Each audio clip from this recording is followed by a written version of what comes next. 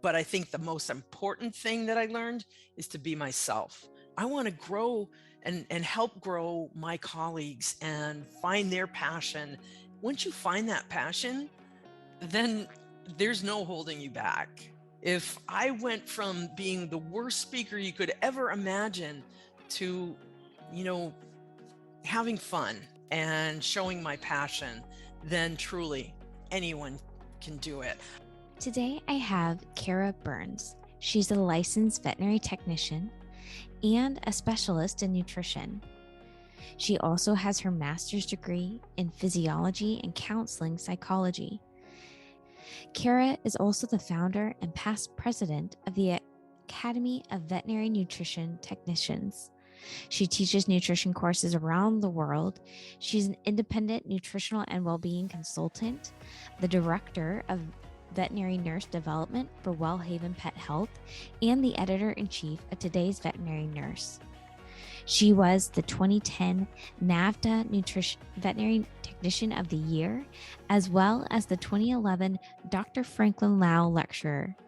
Kara has also been named the National Association of Professional Women, Women of the Year for 2010 to 2011. She is a very accomplished veterinary professional, and I'm excited to share her story and her wealth of wisdom.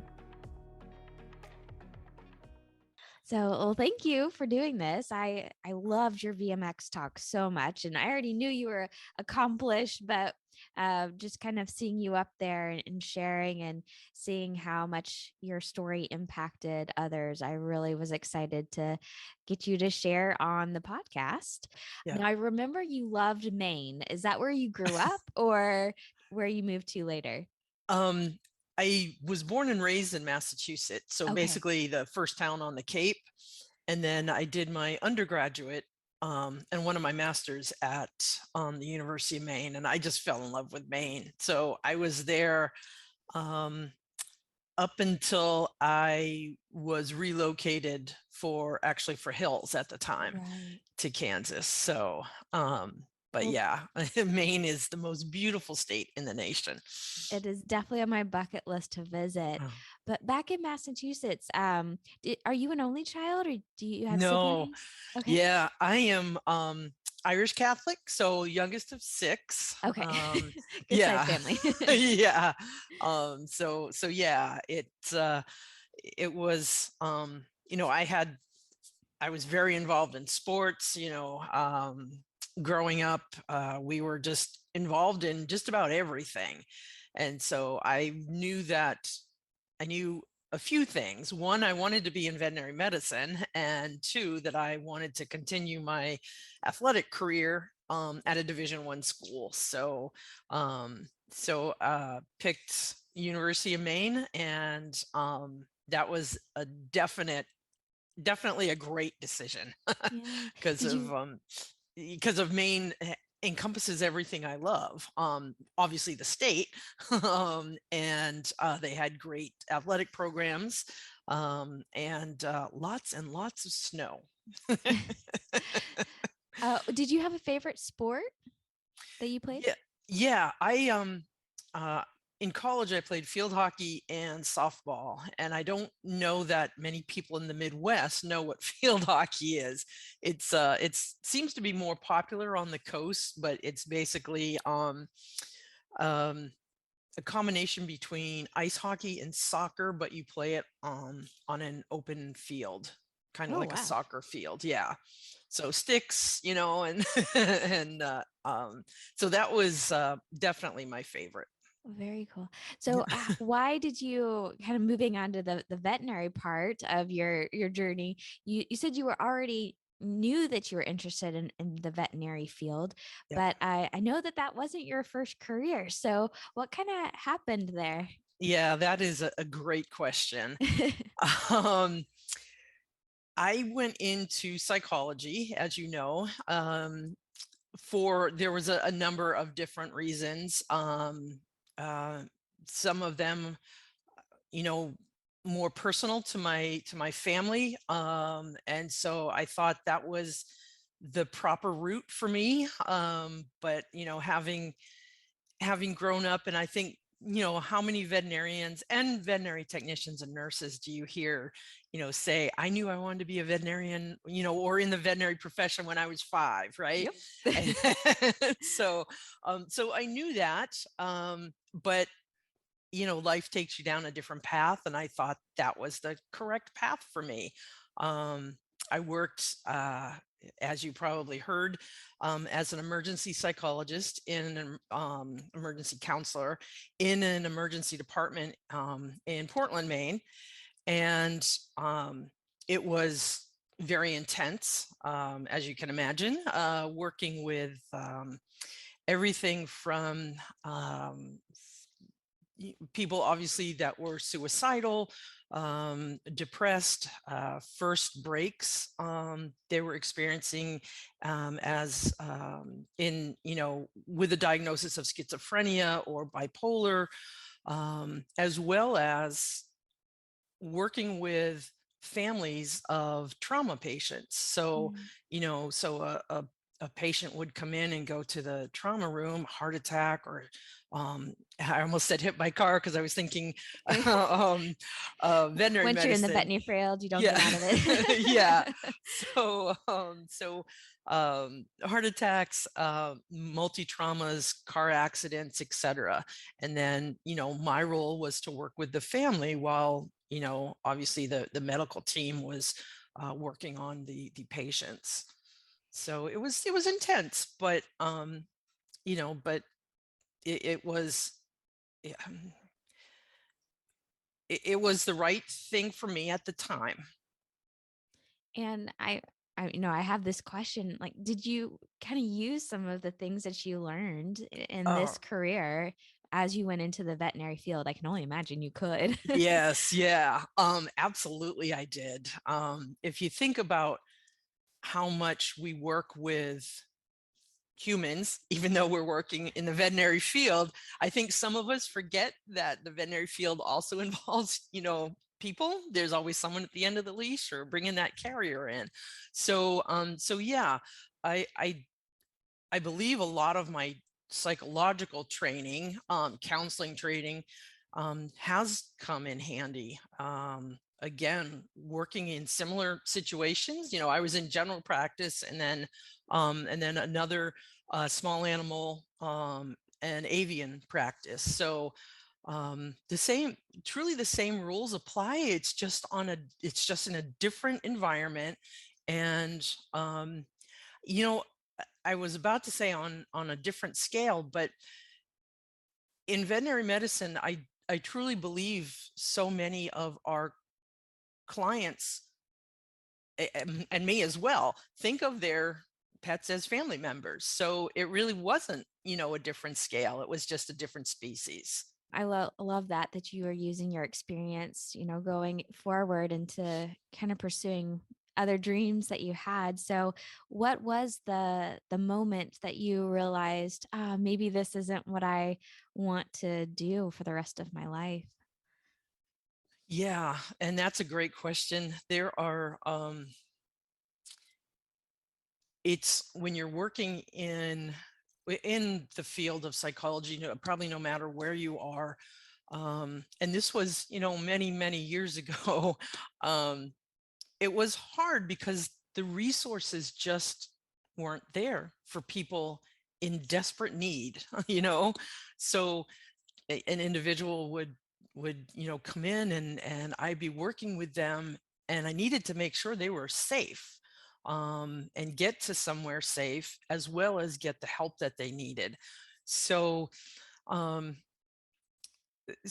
which we all, we worked, there was a team of us, which we all made sure happened, but the resources just weren't there. And, I'm a little apprehensive to say, they're still not there from what Mm. I see. You can look at our profession as one, but until we get rid of that stigma and, allow people to say truly how they feel and what they need, and then have those resources available for them, until that happens, we're not going to move the profession of psychology and the mental health profession forward.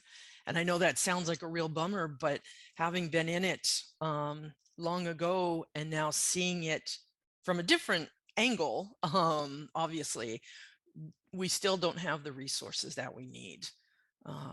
And so for me, it got to the point where it was hard to say, I know what you need. Can you just hang on a little bit longer? Right? When they obviously, if they're in the emergency department, they really couldn't. So so I decided at that point that I needed a change for me. And so I thought, you know what, I should just pursue what I had always wanted to do. And so I left that position, and as you can imagine, it paid a lot more than a veterinary assistant position, right? Because of, I left this position, and I wanted to see I wanted to truly experience working in a vet hospital. So, I started as a veterinary assistant, at that time, $5 an hour. Wow. I know it makes it sound like I'm, 180, but, but, times were different. And, and so I did fall in love, as I had thought that I might, and with the profession, and decided, yep, this is what I want to do. This is what I want to pursue. And so I studied. I sat for the Vet Tech National Exam. I passed that, and in the state of Maine, I became a licensed veterinary technician. So, and the criticism that goes along with that, right? It's like, how could you leave this great paying job? Or, what are you, crazy? You have, a master's in physiology and in counseling psychology, and you're going back to be, at the time, a veterinary assistant, or a veterinary nurse or technician. And it's like, yes, but I have to do what I think is best for me. And hopefully that message gets across to your listeners. People will criticize. Everyone has plenty to say about everything, right? We see that now with social media. It's like, let's, hold on, time out. Let people do what they think is best for themselves. And obviously this was the right decision. I say that from my standpoint, because of, I've been, blessed and able to accomplish a decent amount in my career, as a veterinary technician or veterinary nurse, especially since I fell in love with nutrition, as as most everyone knows. And yeah, so it was absolutely the right thing for me. It was a tough decision, from the out from the outside looking in, having people, tell you, oh, you shouldn't do that, blah, blah, blah. From that point, it was difficult, but it wasn't a difficult decision, really, the minute I stepped into the clinic. And having had as many animals as I've always had, I knew it was the right thing anyway. Can I ask you what kind of kept you going and kept you strong during that period?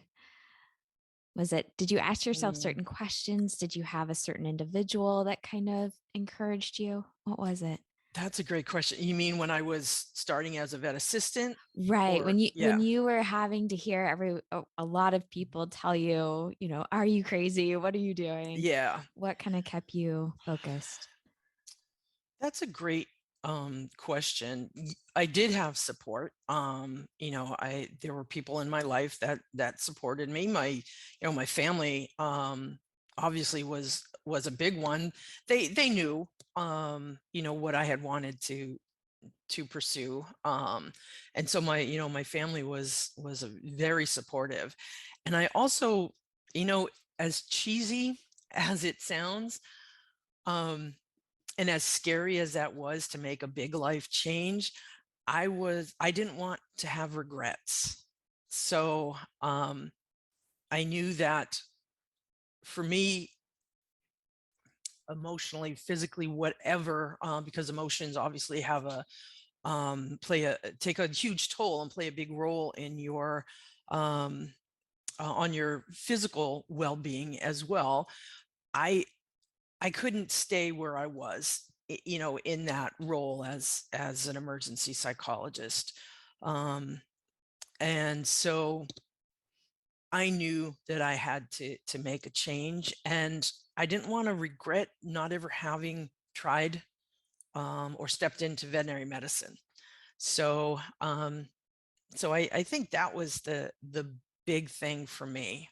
Um, I did have support of my family. As I said, my parents were my parents were very proud of what I was doing, but then they were also just as proud once I, stepped into this role, and just being who I am, I wanted to do more, obviously, which is why I went from a veterinary assistant to a veterinary technician, a licensed veterinary technician, and then, I'm sure we'll get to the rest.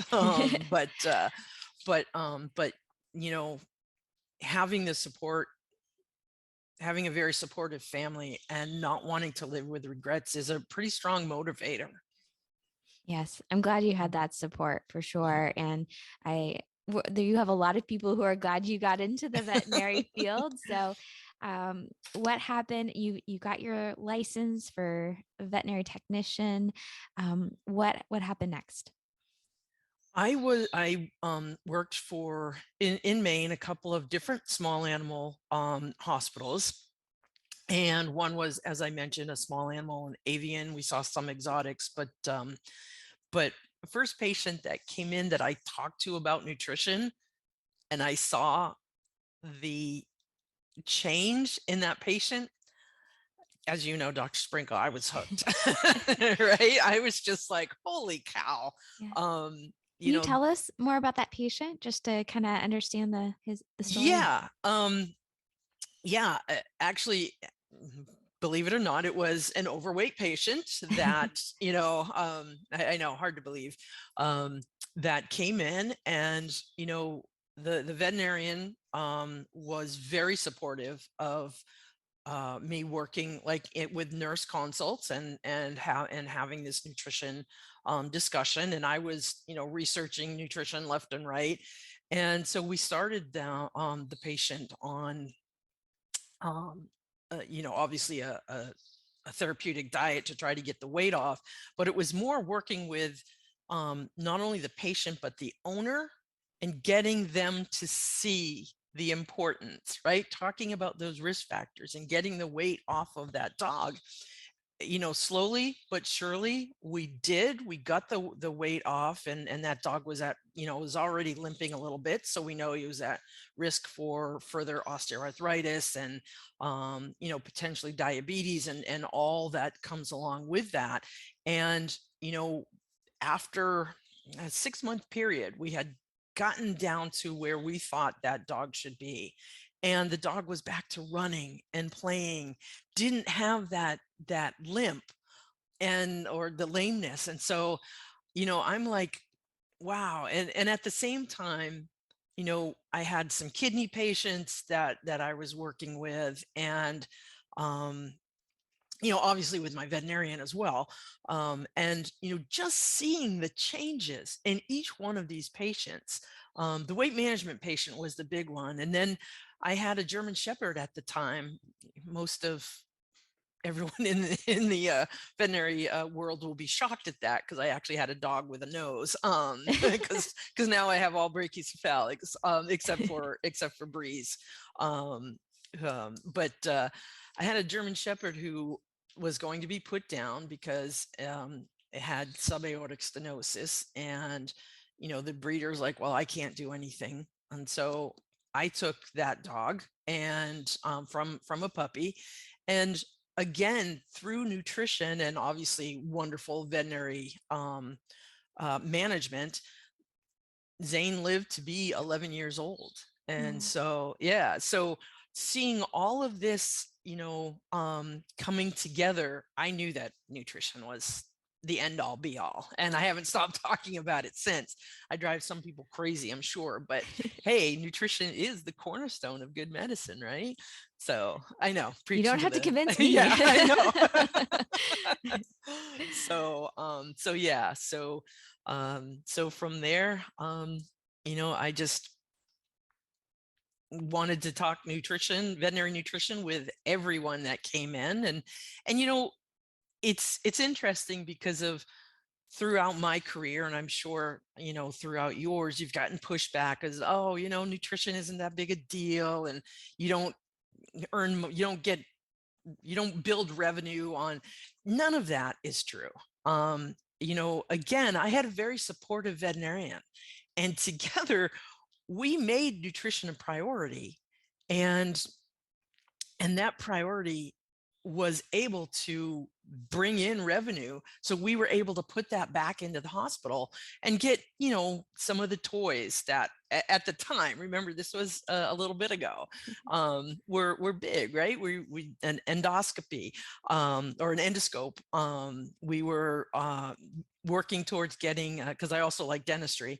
And so we were getting dental x-ray machine. And so all of that while providing proper veterinary care to animals through nutrition. So that's just a little plug for revenue is okay, everyone. We It is need important. Yes, it is important. And you can put that back into your hospital. So you got this passion working in clinic, and it sounds like you were ready to tell the world a little bit more about how wonderful nutrition was. So what was kind of that in between of, working in clinic to where you are now? Another great question. So back to my journey. I think we've all established how much I love the state of Maine and New England in general. And so I was offered an opportunity, which seemed like the job of a lifetime for me as a veterinary nutrition technician, with Hill's Pet Nutrition. And so, but that meant I had to leave Maine and go to the Midwest. Topeka, Kansas is where they are located. And, talk about another big decision, right? So my siblings and, my parents were in Massachusetts or New England, at least most of them. Not all of them, but, and then I knew I had to do it because I was going to be able to talk to my colleagues throughout the profession Mhm. about nutrition. And I'm like, I have to do this, right? And so, I think you probably heard that I was driving, from Maine to Kansas, and I had cockatiels at the time who were, so I loaded everything into my car, my animals, that is. And, so I had Fluff and Nutter, my cockatiels that were, singing jingle bells the entire way, across the country. And but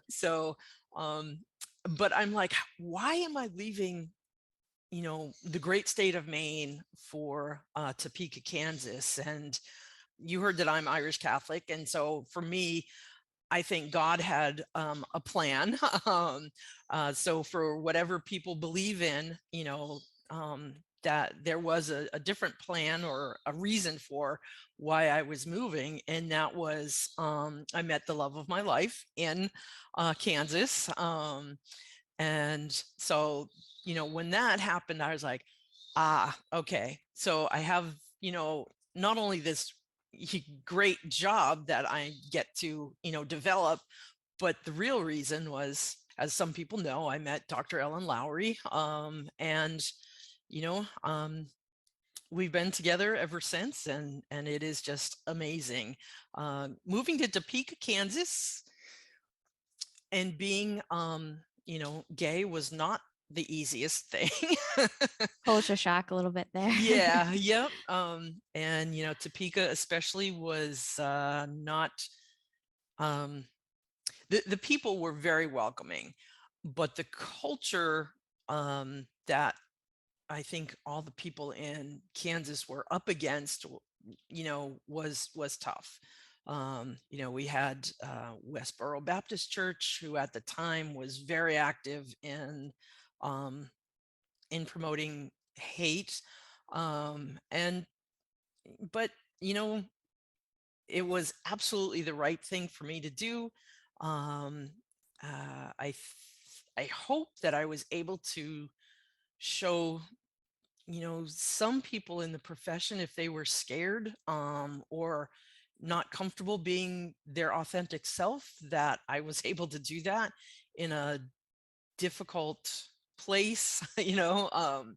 And so I just hope that I was able to help others by being so open. I see now why I was leaving, the great state of Maine. So to Mm. promote nutrition, and most importantly to find the one person in life that I was meant to be with. Yeah. And I know she has been instrumental in encouraging you and helping you along life in general, but also with your career. Yes. Um, was and I don't remember what was kind of the shift with leaving Hills for the next stage of your career. Yeah. When I was with Hills, I was able to go around and truly talk nutrition. And Hills supported me in talking nutrition, and it wasn't Hills nutrition. They wanted to get nutrition out to nutrition as itself, not like, oh, you have to feed this or that. They didn't put that kind of limitation on me, so I was able to go out and talk about my favorite topic, and also about technician utilization and proper utilization, and of team members, and communication, which again I can bring my first career, and help with leadership and communication, and topics such as that, personal and professional development. And so while I was doing that, I started you know doing a lot of other things in addition to working for Hills. And I had so many consulting opportunities to further get nutrition out there, and to further help technicians, that I thought the time was right to leave Hills and to become a independent nutrition well-being consultant, and truly focus on um, promoting nutrition to my colleagues, the veterinary technician profession, as well as, hopefully, I have had some veterinarians as well that I've worked with. So, hopefully, the veterinary profession as a whole, and also then I could even get deeper into helping technicians. So I was able then to run for NAVTA president, and be on other association boards, etc., to truly bring our profession together from a we're a team standpoint, right? You know, so many, especially clients and the public, know veterinarians, right? Or know the role of veterinarian, um, but they don't all know the role of the other team members. And so I was hoping to help build that, but more so I was hoping to help build um, the the trust, the resilience, I wanted my fellow colleagues to grow and show that they themselves could be, well, they are professionals, and be respected. And so you know, that's a lot of what I do now. I've tried to use and I hate to talk like I'm, something. But, having been now to president, being the editor in chief of today's veterinary nurse gives me a platform to really try to elevate my colleagues around the country because of, we are a team: veterinarians, vet techs, vet assistants, practice managers, front desk team. We're all in this together. And so I'm trying to support them and raise them up to see that we are part of the team, if that makes sense. I know I'm a big cornball and just but that is, what I've been trying to do. And I've been, like I said, I've had some great opportunities that I've been able to give back and to try to elevate the rest of my colleagues. No, I think that's so important. You have found what, speaking of corny, what makes your heart sing, right? Yeah. And that is what your Yep. focus is, your dedication to uplifting the whole veterinary team. And I think when you find that you can do things you never thought you could have done. And if I recall, you do a lot of public speaking now, but I don't think that was completely natural if I remember your talk. So do you mind sharing a little bit about, No. overcoming some of those fears that are extremely common? Yes. Yeah. I know the fear of public speaking, that one always just amazes me because people would rather die Yes. than speak publicly. And it's like, do you know really what you're saying? Because there's studies that show that. So and I have to admit, I was one of those people. I hated public speaking, would do anything to get out of it. Until my second master's program, when I was giving a horrible presentation. Oh, I just think back and I'm like, oh God, those poor people had to just sit and listen. And and I made a joke, and everyone laughed, and I was like, okay, maybe this is what I have to do to make myself feel more comfortable. And so what I've found is, humor is healing, right? As long as you do it properly. Tastefully. Yes, tastefully. So what I've tried to do is, some of it is self-deprecating. I absolutely can look at myself and and laugh. Um, but I do that to show others that, we've all started in the same place and we can get to wherever we want to with, support and with passion. And so, yeah, I was giving a talk on schizophrenia. I remember it was, oh my gosh, it was horrible.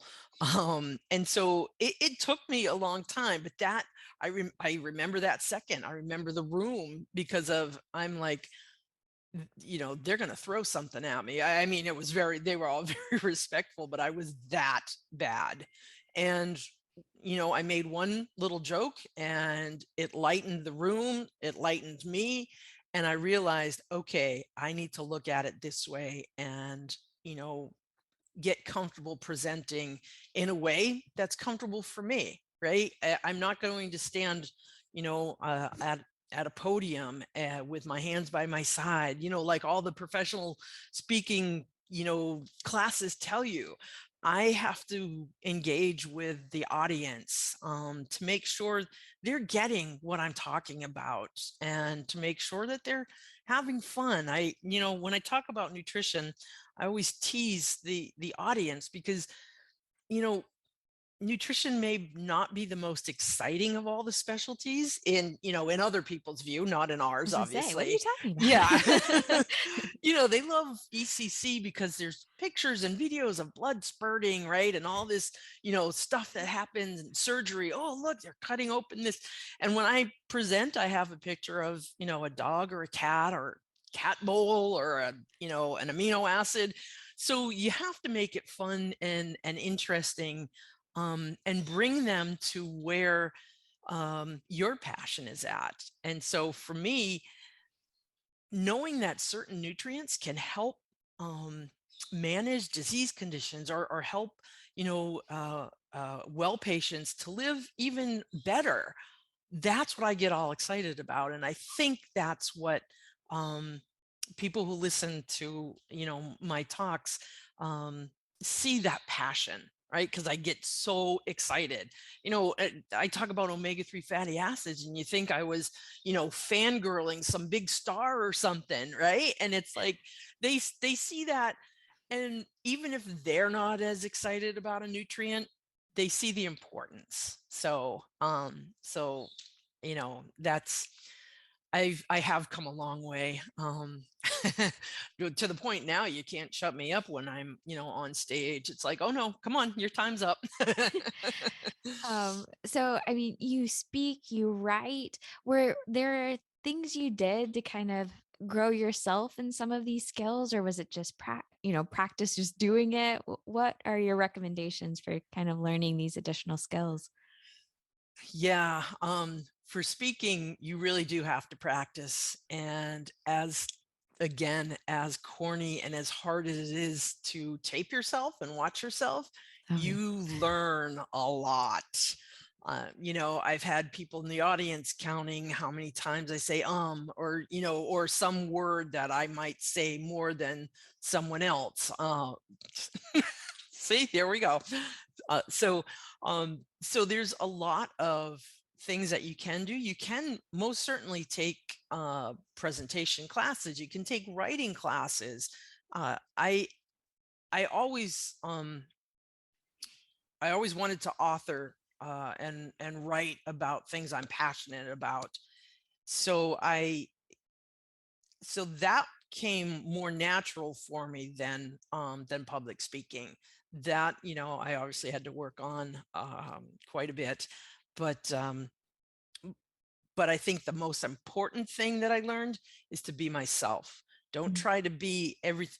There are tons of pearls that you can get from speaking classes and, public speaking forums, etc.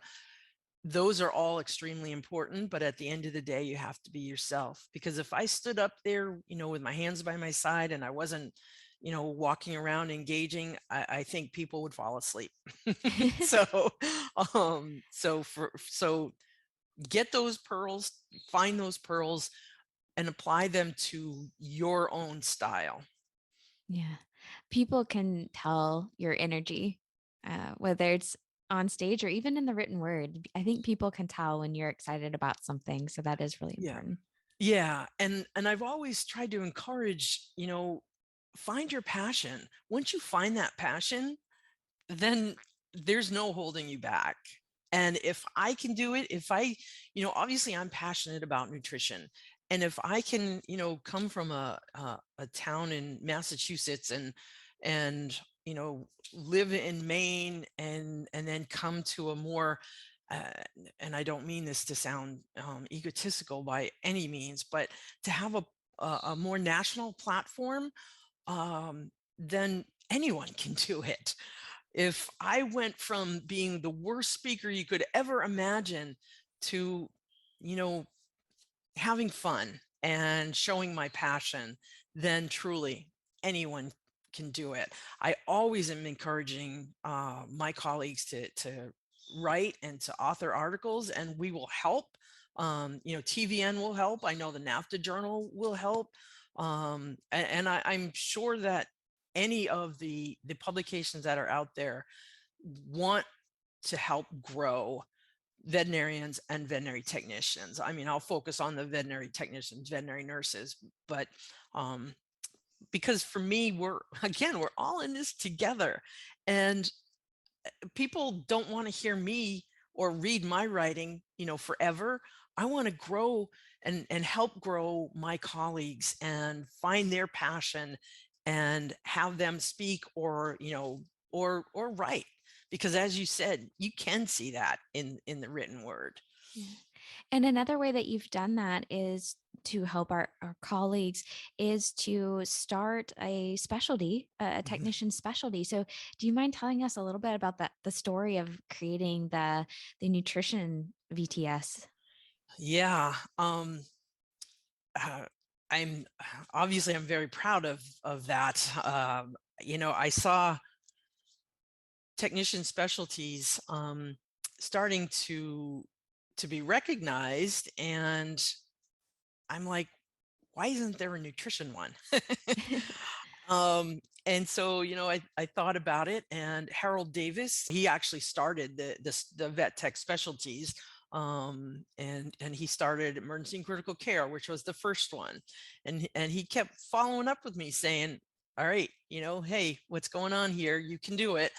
And so in 2005, I think it was, I met with the AAVN, the American Academy of Veterinary Nutrition, and what was then the American College of Veterinary Nutrition, and, you know, ran it by them. And everyone was like, yeah, that sounds great.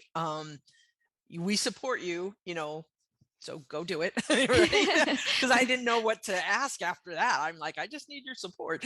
And so I found a couple of colleagues with the same passion, Ann Wardinger and Vicki O'Grain, Charlotte Higgins. And so we, I we petitioned. We had to form our organizing committee first, and get all of our ducks in a row, and forming a vet tech specialty is a great deal of work. So I was working with the AAVN, like I said, working with NAFTA's CVTS, and trying to make sure all of our ducks were in a row. And in 2010, we submitted our petition, and in August of 2010, we were recognized as the 10th specialty, which for me was just huge. So it was pretty incredible. To this day, at that point and to this day, the AAVN and the ACVN have been, well, I know it's the ACVIM nutrition now, but everyone has been so supportive and helpful, and to the point where we have a liaison on the AAVN board.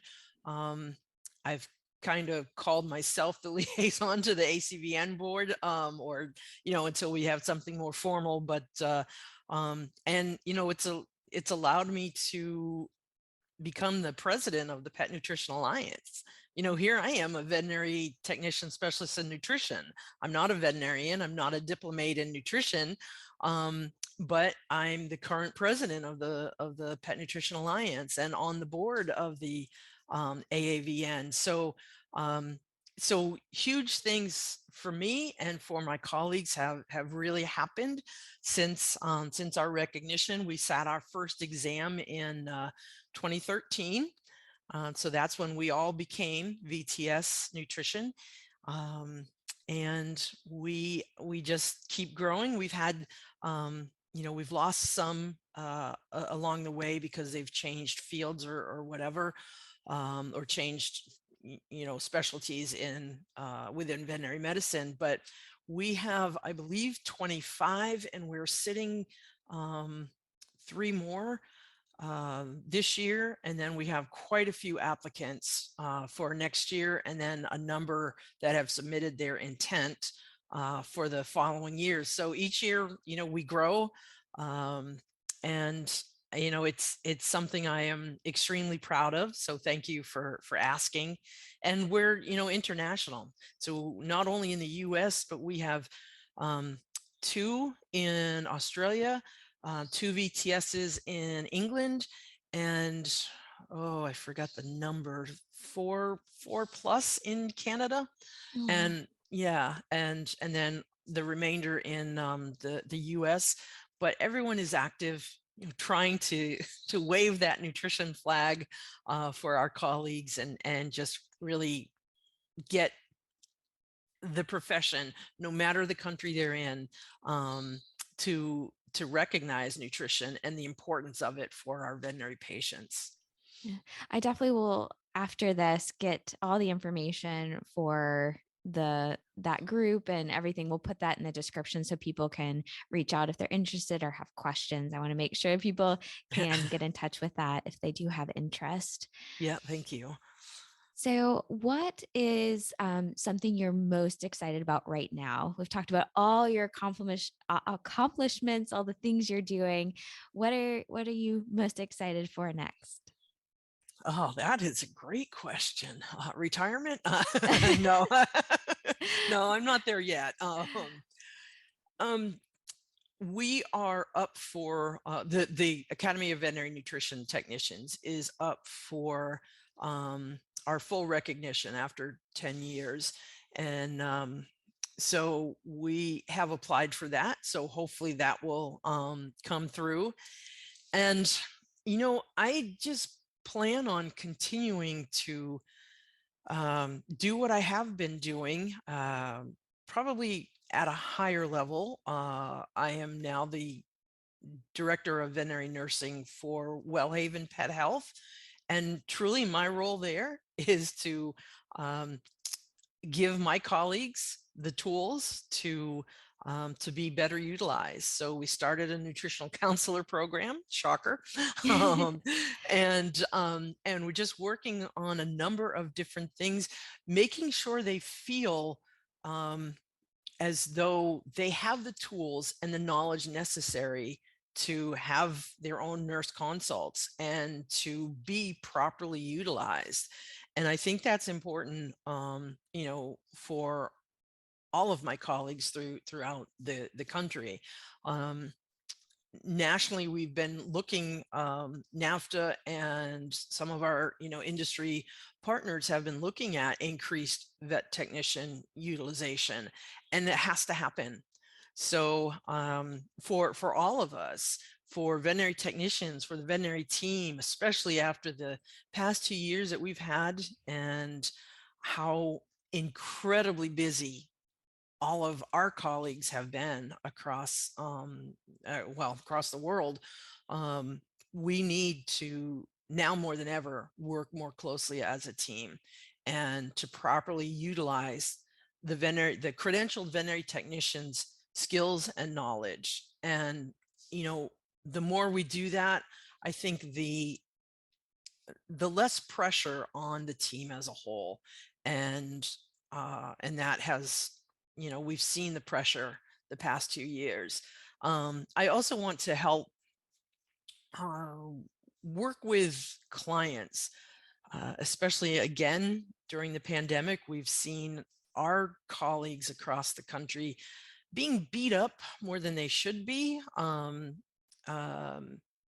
and that comes from clients being anxious and scared. And so helping my colleagues to, how to deal with that and how to work through that.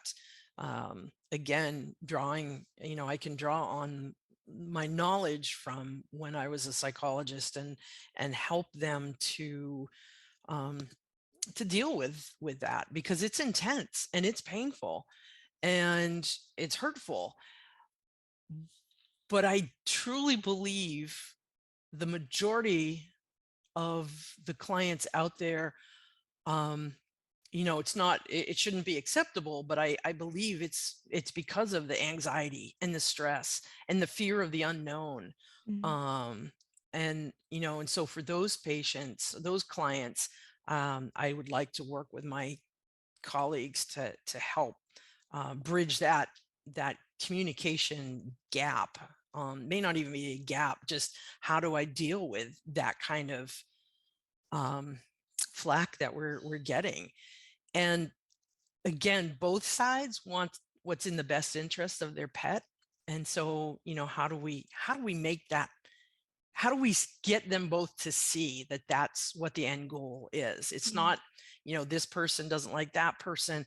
It's deeper than that, in that it's more emotions, and how do we work through those?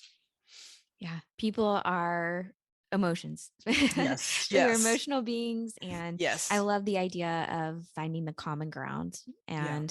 And when you talk about everything is a team effort, Hmm. it's teamwork. I think that also understanding that our clients, our pet owners, are also part of that team, and when Yes. we utilize them that way, I think, at least hopefully, Yeah. you know, everybody sees that end goal, the common ground, and we can Yeah. work better together. Yes, Mm. absolutely. So, kind of as we're closing our time here, what is one thing that you want to tell our colleagues right now? Oh, Advice, anything on your heart there? um, yeah, thank you for that. I want I want um everyone in the profession to know that they can have their dream career. It will take work, it will take some effort. No matter where you are right now, change can happen. Um, we have to be courageous enough.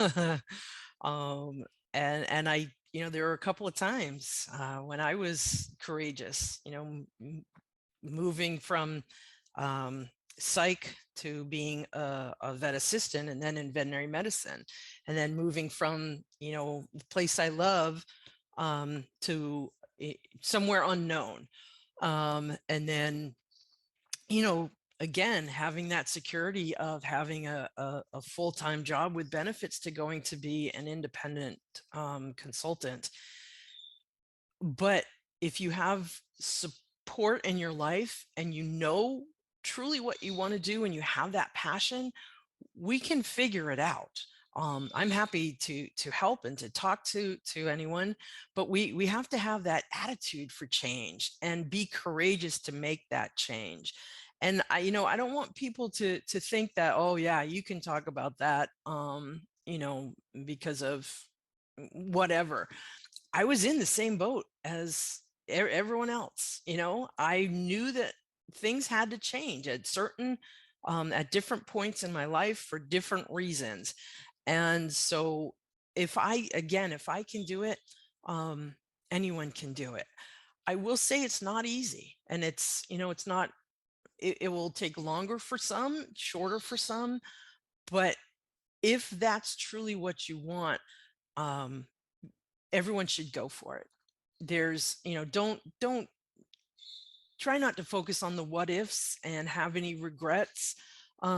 If you feel like you want to do something and you'll regret it if you don't, try. Talk to someone about it. Find someone to help you. And for those of us who've been around for a while, give back, help mentor, uh, our up and coming, our colleagues that are just getting into the field or maybe have been in the field and are thinking about something different. I don't think people within veterinary medicine realize all the opportunities that are out there. I mean, you've heard just a few of them from me, but even within an industry partner such as Hills, veterinary medicine, so vet techs, veterinarians, there's roles there. I mean, there's so many things that we can do. if and again, here's my cornball again, but if you can imagine it, you can do it. I imagined, wow, wouldn't that be cool to be like a vet tech that talks about nutrition to all my colleagues. And I did it. I'm not the only one. And so that's pretty awesome to be out there with your colleagues and to bring others along with you. So please, if you want to do something, do it. Uh, we could totally end right there, but I do like to do kind of some rapid fire ending questions just to kind of end Okay. on fun. What is something on your bucket list? To go to Ireland. My grandparents came from Ireland, and I grew up in the town of Bourne in Massachusetts, which is right on the Cape Cod Canal. And my grandfather actually helped dig the canal with a shovel. And if you see it Wow. now, you're like, whoa.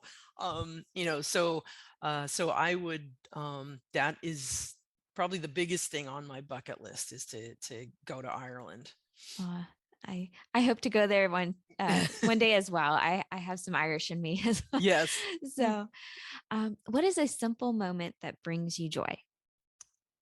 Sitting on our back patio with Ellen, and we our house butts up to a river, or and to hear the birds and the wildlife, and to have our dogs out there running around, that's that's like a zen moment for me, as long as it's Sounds not too hot out. right.